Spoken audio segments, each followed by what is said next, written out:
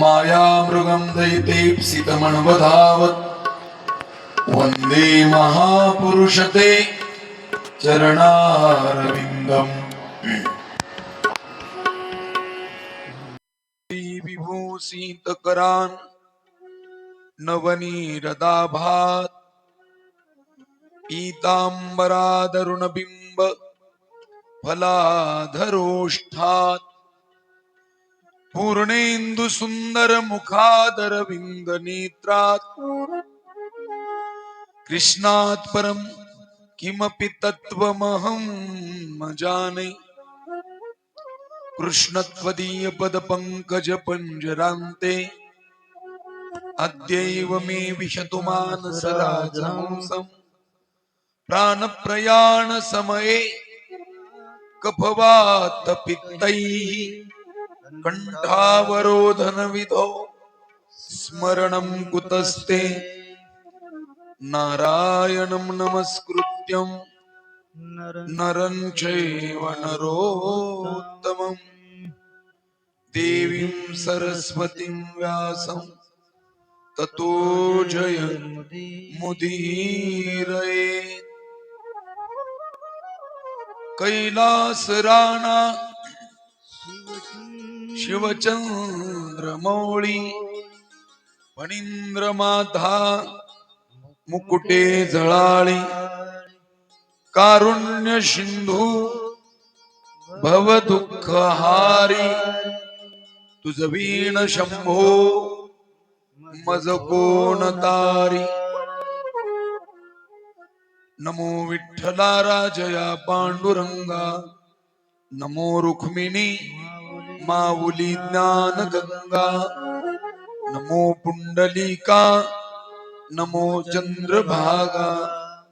नमस्कार माझा रुक्मिणी पांडुरंगा अलंकापुरी पुण्यभूमी पवित्र इथे नांदतो ज्ञानराजा सुपात्र तया आठविता महापुण्य राशी।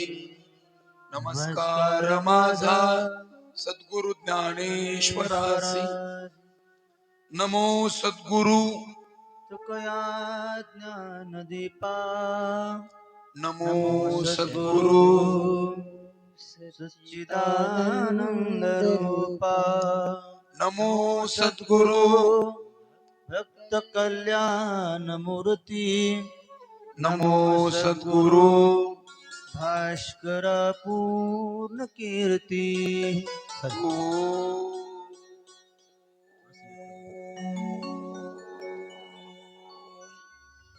नमः शिवाय। ओ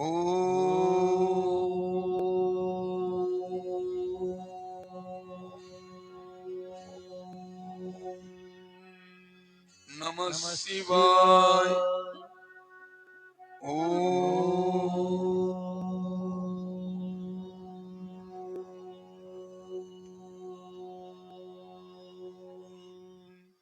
नमः शिवाय।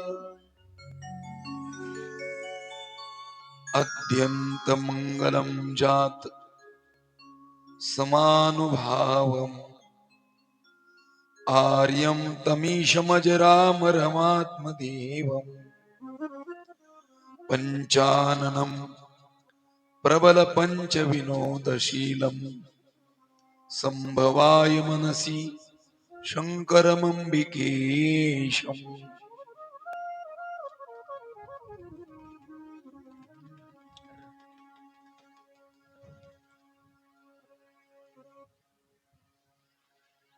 पंखा बंद करावा लागेल.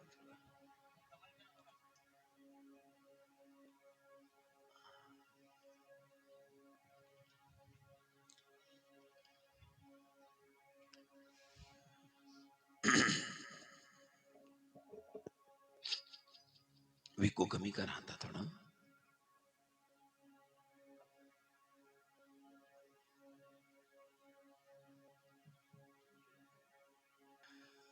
भगवान पांडुरंगाच्या चरणावरती भक्तराज हनुमंतरायाच्या चरणावरती देवादिदेव महादेवाच्या चरणावरती साष्टांग दंडवत करून, सद्गुरुदेवाच्या चरणावरती साष्टांग दंडवत करून तुम्हाला सर्वांना, उपस्थित भक्त भाविक तथा भक्तिमयी माता भगिनी, व्यासपीठावर उपस्थित संपूर्ण आमचे गुणीजन महाराज मंडळी, तुम्हाला सर्वांना व्यासपीठावरून सादर प्रणाम. आज कथेचा दुसरा दिवस आहे. काल माऊली महाराजांनी कथा केली आणि शिव महापुराण महात्म्य महाराजांनी सांगितले. जसं भागवताचं महात्म्य तसं शिव महापुराणाचं महात्म्य. पापी देवराज ब्राह्मणाचा उद्धार शिव महापुराण कथेन झाला. पापी बिंदुक असणारा बिंदुक आणि त्या बिंदुकाची पत्नी चंचुला, या दोघांचाही उद्धार झाला. चंचुलेनं शिव महापुराण कथा ऐकली. शेवटी भगवान शंभुनाथाच्या शिवलोकाला गेली. गेल्यानंतर पार्वती मातेच्या आणि शंभुनाथाच्या चरणाला लागली. पार्वती मातेनं चंचुलीला आपली सखी बनवून घेतलं. अशी गोड स्तुती केली चंचुलीनं पार्वती मातेची.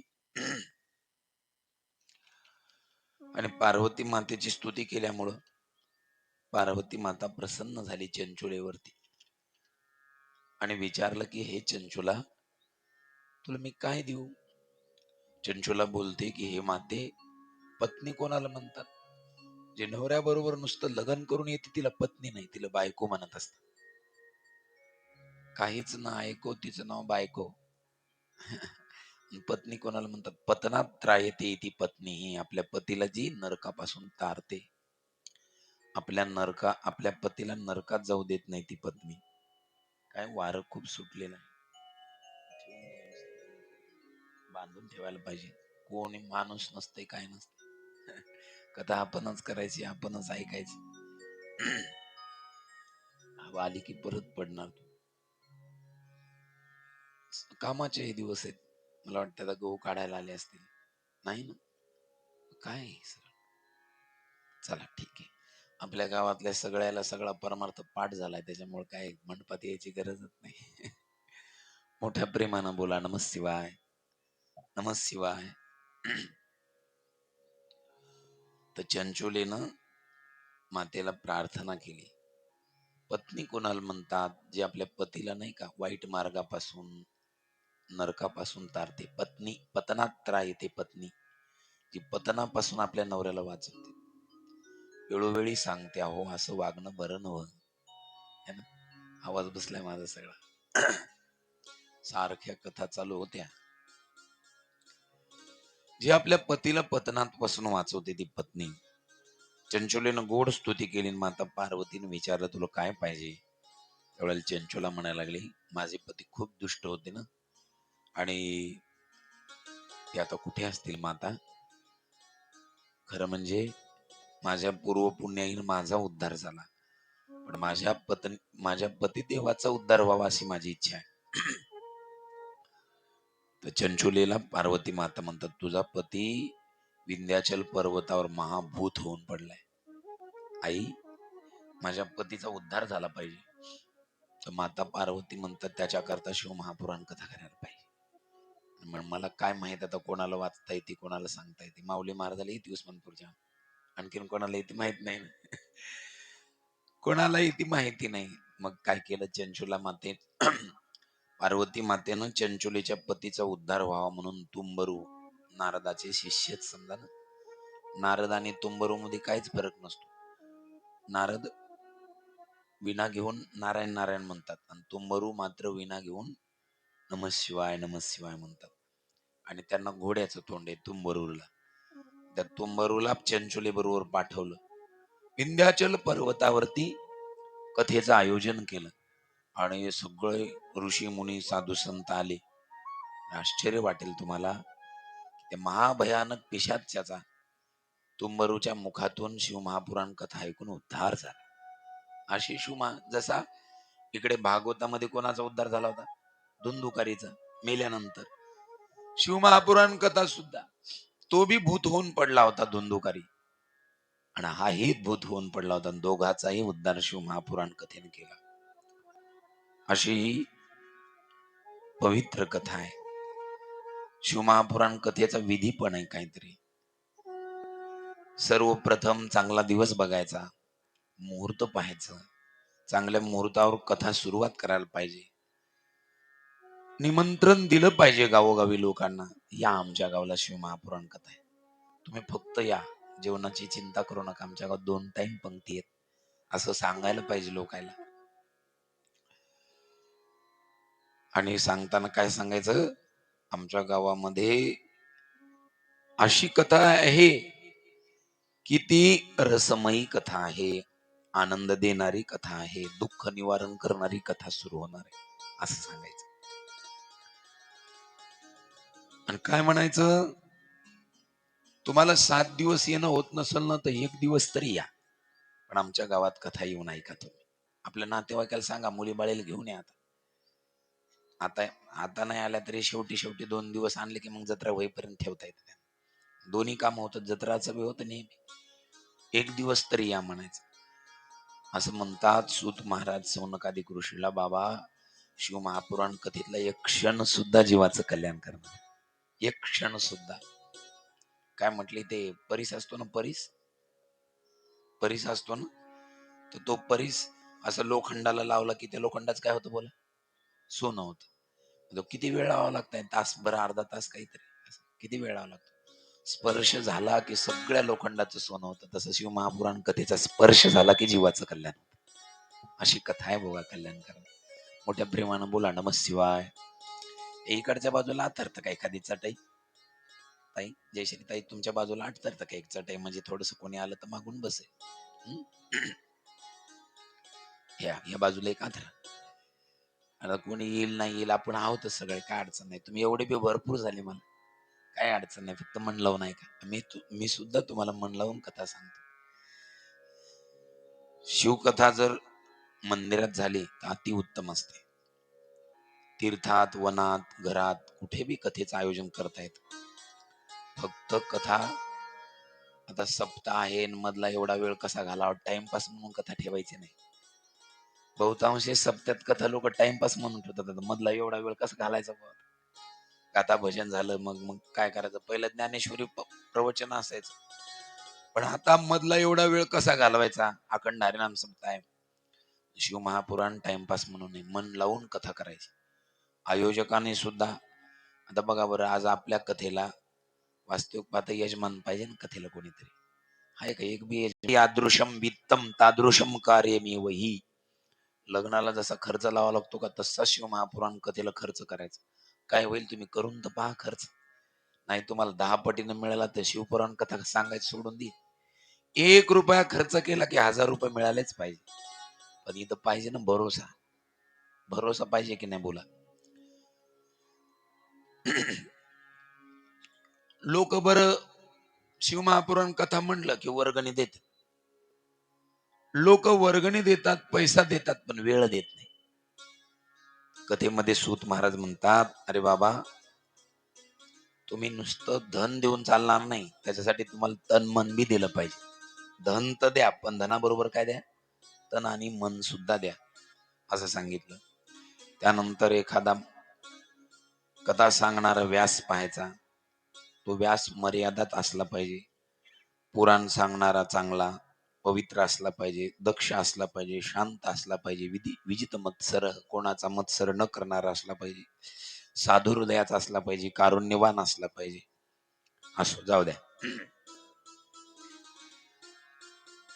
जे लोक शिवमहापुराण कथात येतात, ते कथेची पूजा न करता कथेला बसतात, ते पुढच्या जन्मात दरिद्री होतात. मला माहितच नव्हतं आपल्या बाया एवढ्या का बरं कथेची पूजा करतात. आता ज्यांना, आता काही भाविकांना अडचण असते, पूजा नाही करायची, त्यांनी हात जोडले तरी त्यांना फळ मिळतं. हात जोडले तरी पूजाच होती ती. जे लोक कथा करताना, श्रवण करताना उठून जातात, ते पुढच्या जन्मात त्यांची संपत्ती नष्ट होती. मग एकदा बसलं की 2 तास बसायचं, असं त्याच. जे लोक, एरवीच्या कथेला काय नाही बाबा, पण शिवमहापुराण कथेला पटका काढून कथा ऐकायची, असं शास्त्र आहे. हा, काढून ऐका, चांगला असतं. एरवीच्या कथेला काय नाही, पण शिवमहापुराण कथेला डोक्यावर काही ठेवू नये. जे लोक महाराजापेक्षा उंच आसनावर बसतात ते पुढच्या जन्मात गाढव म्हणून जन्माला येतात.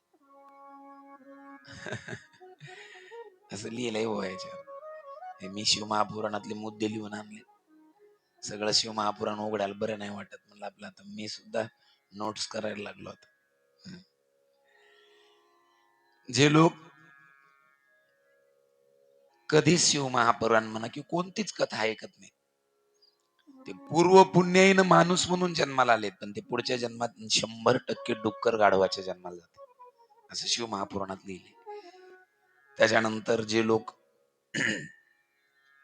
श्रोत्याला नियम आहे, श्रोत्याने शक्य असलं तर उपवास करून कथा ऐकावा, एक वेळेला भोजन करून कथा ऐकावा. भोजनम सुकरम म्हणणे कथा श्रवणम प्रदम.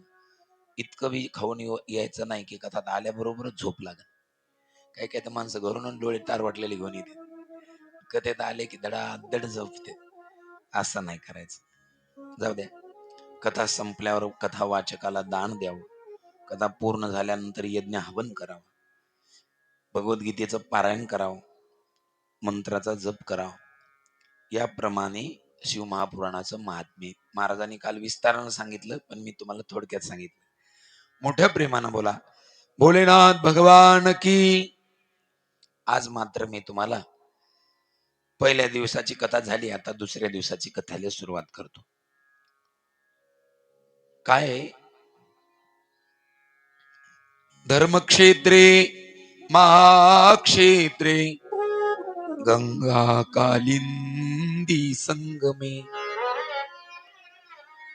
प्रयागे परमं पुण्ये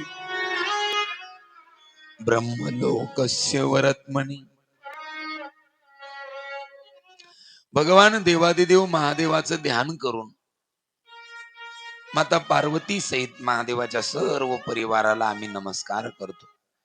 शंभुनाथ भगवान की, पार्वती माता की, गणपती महाराज की, कार्तिक स्वामी महाराज की, शिवगण भगवान की. यात शंभुनाथाच्या संपूर्ण परिवाराला नमस्कार केला आपण. आणि आता आपण पुढची कथा ऐकू. तर त्रिवेणी संगम आहे, गंगा यमुना आणि सरस्वती.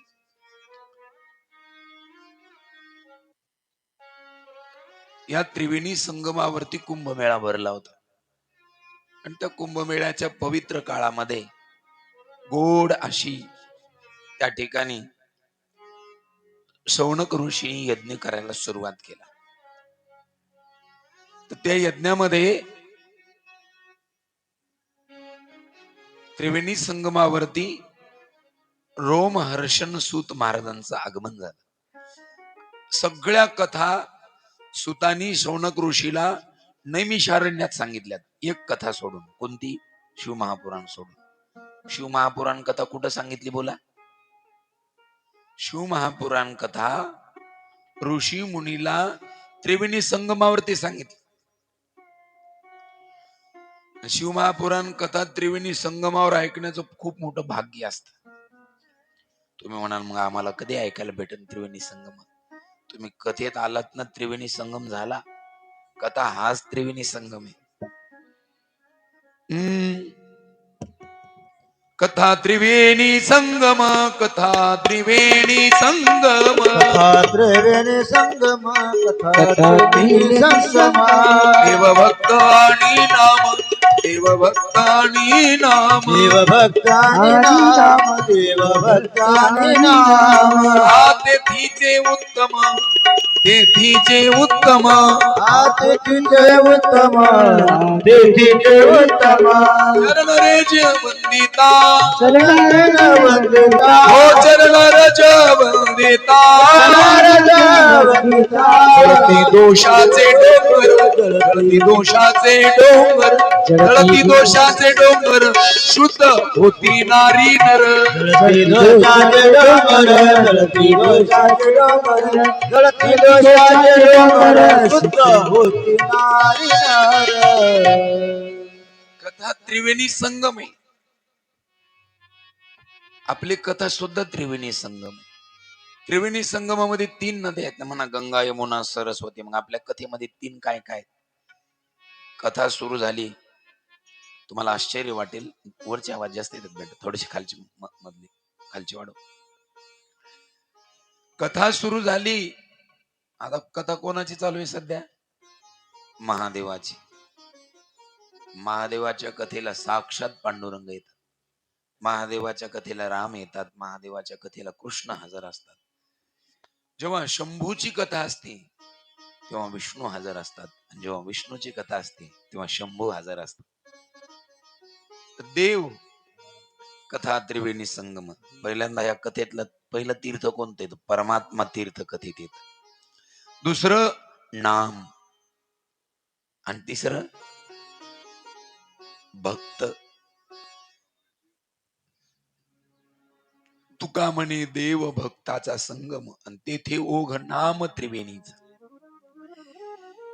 नाम, देव आणि भक्त हा कथेतला त्रिवेणी. म्हणून त्रिवेणी संगमावरती कथा चालू आहे. त्रिवेणी संगमावर यज्ञ करतात हे ऋषी मुनी. यज्ञ करत असताना त्रिवेणी संगमाचं वर्णन गोस्वामी तुळशीदासजी महाराजांनी आणि रामायणामध्ये केले. सचिव सत्य श्रद्धा प्रिय नारी, माधव सरी समित हितकारी, चारी पदार्थ भरा भंडारू, पुण्य प्रदेश देश अतिचारू, पुण्य प्रदेश देश अतिचारू. डग्याला पण ट्रबल आहे का? चवर जमून अरुगंग तरंगा, देखी होई दुःखधारी दभंगा, को कही सकई प्रयाग प्रभाव, कलुष पुंज कुंजर मृगराव. अशा पवित्र त्रिवेणी संगमावरती यज्ञ चालू असताना त्या ठिकाणी सर्वज्ञानी सूत महाराज आले. कोणते सूत महाराज आले? त्या सूतांचं नाव आहे रोमहर्षण सूत. काय नाव आहे? रोमहर्षण म्हणजे काय? रोमहर्षण शब्दाचा अर्थ आहे का, जे कथा करायला लागल्यानंतर अंगावरचा एक एक रोम सुद्धा असा उभा होतोय, एक एका रोमाला आनंद होतो. ज्यांची कथा ऐकून माणसाला आनंद होईल याच्यात नवल नाही, ज्यांच्या कथेनं रोम हर्षित होतो, अंगावरला एक एक केस रोमांचित होतो, केस उभे राहतात, अंगावर काटा येतो कथा ऐकल्यावर, है ना? काटा मोडत नाही बरं. असे ज्यांची पवित्र कथा, गोड कथा सांगतात, असे सूत महाराज आले. आणि त्या ठिकाणी बाहेरचे आवाज थोडे नाही, बाहेरचे वर जास्तच राहू दे, फक्त आपले खालचे वाढव थोडेसे, मॉनिटर थोडेसे मागचे बेस टॉप वाढव थोडे. हा.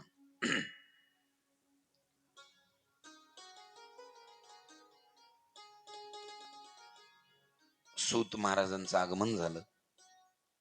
प्राप्त कलियोगी घोरे नरा पुण्य विवर्जिता, दुराचार रता सर्वे सत्यवार्ता परामुखा.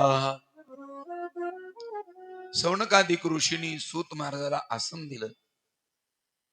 उंच आसनावर सुतांना बसवलं. शौनकादिक ऋषी पैकी जे ज्येष्ठ आहेत वयान, आणखीन एखादी खुर्ची आणायला पाहिजे, जे ज्येष्ठ आहेत ज्यांचं नाव आहे शौनक, हे उठले आणि शौनक ऋषींनी सूत मुनीला विचारलं, सूत बाबा, हा कलियुग चालू आहे आणि या कलियुगामध्ये माणसं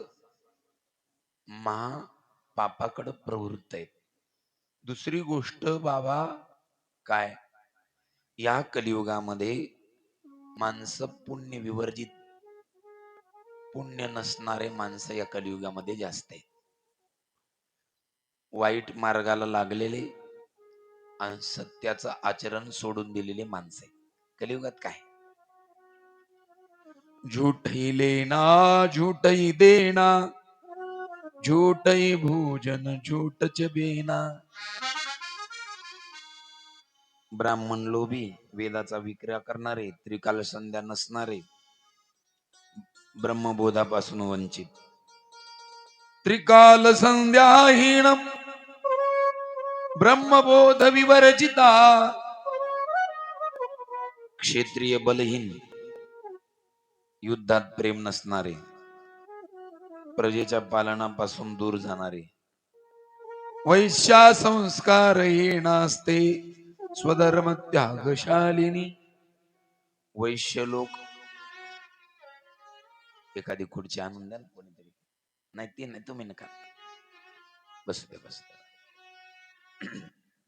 आपल्या जवळच्या घरातल्या खुर्च्या असतील ना तर आणून ठेवा.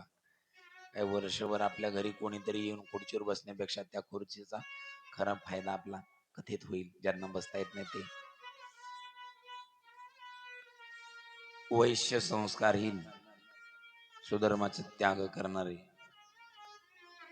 सेवक मोठ्याचा अपमान करणारे. गोस्वामी तुलसीदासांनी रामचरित मानस ग्रंथामध्ये कलियुगाचं वर्णन केलं. बहुधाम संवारही धाम जाती विषय हरी लीन नरही बिरती. असं कलियुग कलुषित, कलियुगामध्ये माणसाला चांगलं आवडणारच नाही.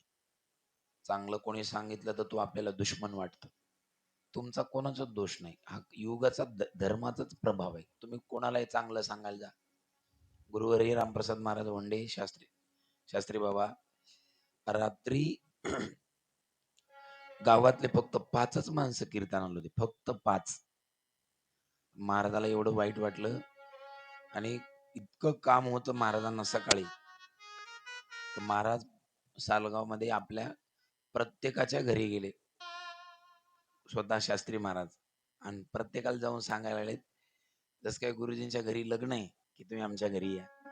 साधूला तळमळ असती, बुडते हे जन देखावे डोळा. आपल्या गावात सप्ताह असून महात्म्याला घरी येऊन सांगावं लागत असं, सप्त्यात हजर राहा, याच्यापेक्षा दुर्दैव कोणते सांगा बरं. लोक एवढे बी काम नाही ध्यानात ठेवा. दिवसभर नका येऊ. आता कथेला तुम्ही आलात भरपूर झालं. माझी काही इच्छा नसती माणसाने यावं, बिचारायला काम आहेत, पण कमीत कमी रात्रीच्या 2 तासाच्या कीर्तनाला सगळ्यांनी हजर नाही राहायला पाहिजे. हजर राहायला पाहिजे, दिंडीला हजर राहायला पाहिजे. आपल्या गावातल्या सप्ताहाची शोभा आपणच वाढवायला पाहिजे. सज्जन हो, लोकांचा दोष नाही. कलियुगाचं इतकं भयानक वातावरण तुम्हाला सांगतो, चांगलं कोणाला आवडत नाही. तर सूत महाराजाला शौनक ऋषी विचारतात, साधु पृष्ठम साधवो त्रैलोक्य हितकारकम. सांगा ना, म्हटले कलियुगातल्या जीवाचं कल्याण कशानं होईल? काय केलं पाहिजे कलियुगातल्या लोकांनी की जेणेकरून कलियुगातल्या लोकांचं कल्याण होईल? कलियुगातले लोक दुःखमुक्त, संकटमुक्त, पापमुक्त होतील. अण्णा इकडे बसा, खुर्ची आणली तुम्हाला.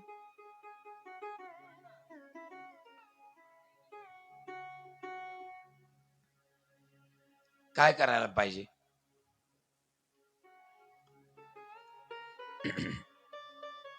सूत महाराज सांगतात, हे शौनकादिक ऋषी हो, कलियुगातल्या जीवाच्या दुःखाचा नाश करणारी एक कथा आहे. त्या कथेचं नाव आहे शिवमहापुराण कथा.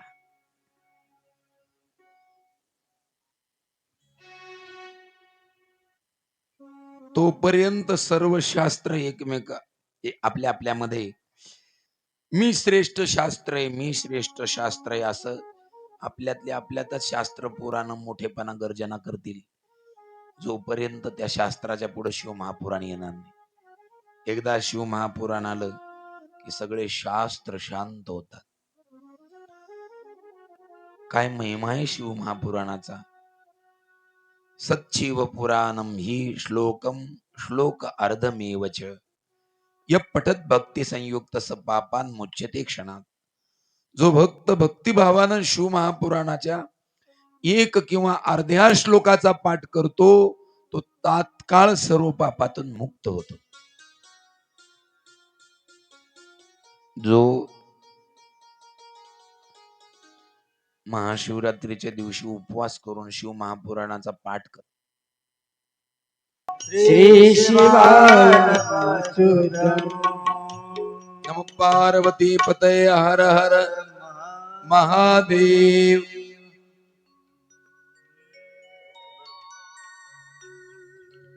लक्ष द्या, शिवरात्रीच्या दिवशी उपवास करून जो शिव महापुराण ग्रंथाचा श्रवण करतो, पाठ करतो, त्याला गायत्री पुरश्चरणाचं फळ मिळतं. गायत्री पुरश्चरण म्हणजे काय? रोज गायीच्या दुधावर दिवसभरात काहीच नाही, फक्त गायीचं दूध प्यायचं. किती? 1 पावशेर फक्त. आणि रोज 1000 गायत्री मंत्राचा जप करायचा. पुन्हा दुसरं काहीच खायचं नाही. पावशेर दुधावरती 1 वर्षभर 1000 गायत्री मंत्राचा जप करायचा. कलियुगात कोणी करेल का हो? पावशेर दुधावर भरपूर लोक आहेत साधना करणारे. आपल्या परभणी जिल्ह्यामध्ये खूप मोठे संत होऊन गेले. श्री गुरु पंडित महाराज पारडीकर यांनी बासरला अनुष्ठान केलं होतं. रोज पावशेर दुधावर 1000 गायत्री मंत्राचा जप बाबाने केला. बासर क्षेत्रामध्ये तुम्हाला जेवढी बी आता दिसते ना, पंडित गुरु पारडीकरांची पुण्याई. आता बासरला सगळे लोक जातात, पण तिथं काही नव्हतं तेव्हा श्री गुरु पंडित महाराज पारडीकरांनी पावशेर दुधावर. इकडे आमच्या नाशिक मध्ये आणि नैताळ्याच्या जवळ सोनेवाडी गाव आहे. तिथं नाना महाराज वडनेरी होते आणि त्यांना गायत्री पुरश्चरण करायचं होतं. गायत्री पुरश्चरण करायचं तर रोज पावशेर दूध प्यायचं, फक्त दिवसभरात काहीच खायचं. ते पुन्हा गाय गावरान असली पाहिजे आणि तिला 1.25 महिना 40 दिवस झालेले पाहिजेत. आणि तिथून पुढं गाईचं दूध आपल्याला भेटलं पाहिजे. नाना महाराज वडनेरे म्हणून होते. त्यांनी जीवनात कधीच पैशाला स्पर्श केला नाही, कधी कोणाला आपल्या पायाला स्पर्श करू दिला नाही. एवढे त्यागी, कधी कोणाच्या हातानं पाणी सुद्धा पिले नाहीत ते. ज्या विहिरीचं पाणी पित होते ती विहीर सुद्धा त्यांनी स्वतः खांदलेली होती. इतकं पवित्र आचरण, इतकं पवित्र आचरण कलियुगात कोणालाच शक्य नाही. मग नानांनी एका भक्ताला सांगितलं की मला गायत्री पुरश्चरण करायचं आणि आपल्याला दूध कुठं भेटन. त्यांची सेवा करायला एक खंडोबा होते. खंडोबा बाबा, खंडोबा बाबा आपल्याला गायत्री पुरश्चरण करायचं, गाईचं दूध लागते म्हणले. योग असा की खंडोबा बाबाची गाय व्यालेली होती आणि त्या गायीनं बिलकुल, ती गाय 9 महिने दूध देत होती, 8.5-9 महिने, लगेच आटायची ती गाय. खंडोबा बाबा म्हणले काय हरकत नाही बाबा, आपली गाय व्यालेली, मी तुम्हाला रोज निरस धार काढायची आणि दूध नेऊन द्यायचं. पुन्हा एकाच भांड्यात दूध काढायचं रोज आणि त्याच भांड्यात नेऊन द्यायचं, दुसरं भांड लावायचं नाही. नाना महाराजांनी गायत्री पुरश्चरण केले 1 वर्षभर. रोज 1000 गायत्री मंत्र जप करायचा आणि पुन्हा फक्त पावशेर दूध, पुन्हा फळ नाही, काय नाही, काहीच नाही. 1 वर्षभर नाना महाराजांनी गायत्री पुरश्चरण केलं. जी गाय 8 महिन्यामध्ये आटायची, ती गाय तेव्हा वर्षभर दूध दिलं. नाना बाबांची गायत्री पुरश्चरण संपलं, 3ऱ्या दिवशी गाय आटली. किती, केवढं मोठं सामर्थ्य आहे बघा बरं. महात्म्याच्या संकल्पातच सामर्थ्य असतं. करू शकता का तुमच्यापैकी कोणी गायत्री पुरश्चरण? काहीच करायचं. शिवरात्रीच्या दिवशी शिव महापुराण कथा ऐकली की वर्षभर केलेल्या गायत्रीच्या पुरश्चरणाचं फळ प्राप्त होतं. एवढी कथा सामर्थ्यवान. बोलो नमः पार्वती पतये हर हर. जे लोक रुद्रसंहिता याचा पाठ करतात किंवा रुद्रसंहिताची कथा मन लावून ऐकतात, हो, त्यांची ब्रह्महत्या केलेलं पाप नष्ट होतं बघा. कैलास संहिता आहे, त्याचं तर तुम्हाला सांगतो, कैलास संहितेचं महत्व आणि महात्म्य फक्त भगवान शंकरच जाणू शकतात. कैलास संहितायास्तु महात्म्यम वेत्ती शंकर. शंकराशिवाय कोणी महात्म्य जाणू शकत नाही. आता बघा, संपूर्ण शिवमहापुराणाचा खरा अर्थ फक्त शंभूनाथच जाणू शकतात. त्याचा अर्धा अर्थ व्यास जाणू शकतात.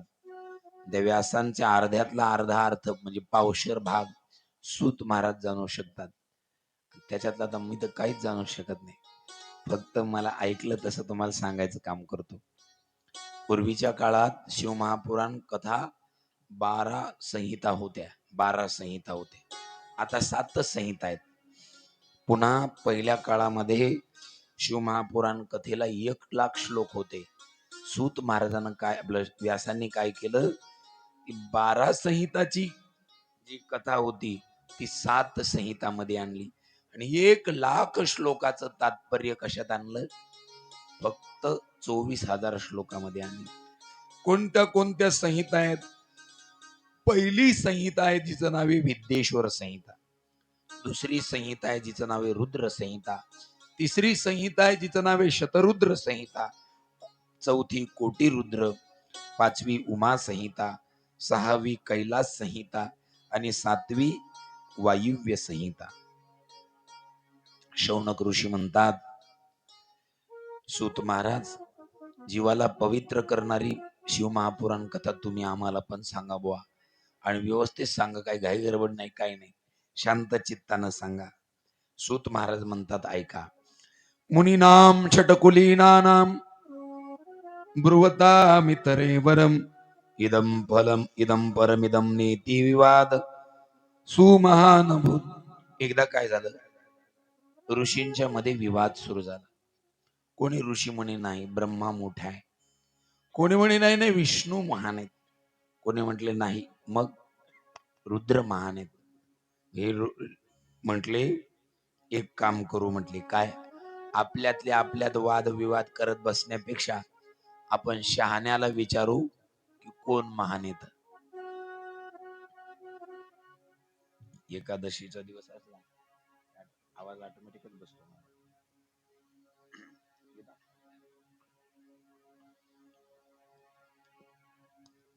कोण महान?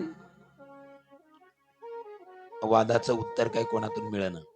ते म्हणले आपल्यातले आपल्यात वाद करण्यापेक्षा आपण शहाण्याला विचारू. आता आपल्यात शहाणा कोण? ऋषीने विचारला तर शहाणा कोणाला म्हणायचं? ब्रह्मदेवाकडे चला. ब्रह्मदेव 4 वेदाचा ज्ञाता आहे. रात्रंदिवस ब्रह्मदेव वेदाचं चिंतन करतायत. ब्रह्मदेवाकडे चला म्हणून सगळे ऋषी मुनी कुणाकडे आले? ब्रह्मदेवाकडे आले. आणि ब्रह्मदेवाला सर्व ऋषी मुनीने साष्टांग दंडवत केला. ब्रह्मा भगवान की. हे ब्रह्मदेवा, आमच्या ऋषी मुनीमध्ये चर्चा चालू आहे की कोण कोण मोठं, या विश्वामध्ये कोणाला मोठं समजायचं. म्हणजे तुम्हाला लक्षात येत नाही, महाशब्द कोणाला लागलाय? महा म्हणजे शब्दाचा अर्थ काय होतो? महाशब्दाचा अर्थ काय होतो? मोठा. आणि देव, कोणता देव मोठा? ज्या देवाच्या माग महाशब्द लागला तोच देव मोठा. एष देवो महादेवो सर्वज्ञो जगदीश्वर. ब्रह्मदेव म्हणतात की हे ऋषी मुनी हो, सदाशिवच सर्व देवतांच्या मध्ये श्रेष्ठ आहे. सगळे देवता महादेवाचीच आराधना करतात. रुद्रो हरिर्हरश्चैव तथान्ये च सुरेश्वरा भक्त्या परगया तस्य नित्यम दर्शन कांक्षिणा. सगळे देव देवता चर आचर ज्याची उपासना करतात तो देव महादेव. भक्तांना आपल्या कल्याणाकरता नित्य महादेवाच्या दर्शनाची अपेक्षा केली पाहिजे. महादेवाच्या दर्शनानं जीवाला काय मिळतं? ऋषीने विचारलं, काय मिळतं? धर्म अर्थ काम मोक्ष. धर्म अर्थ काम मोक्ष. धर्म अर्थ काम मोक्ष. धर्म अर्थ काम मोक्ष. शिव देखता प्रत्यक्ष. शिव देखता प्रत्यक्ष. वदता वदता वाद्य वाजता शिवनामा वाद्य वाजता शिवनामा वाद्य वाजता शिवनामा काय होतं म्हणले महादेवाच्या दर्शनानं जीवाला 4 पुरुषार्थ प्राप्त होतात. धर्म, अर्थ, काम, मोक्ष. सौनकादिक ऋषीनं सुताला विचारलं, सुत बाबा काय? आता आम्ही तुम्हाला एक प्रश्न विचारतो.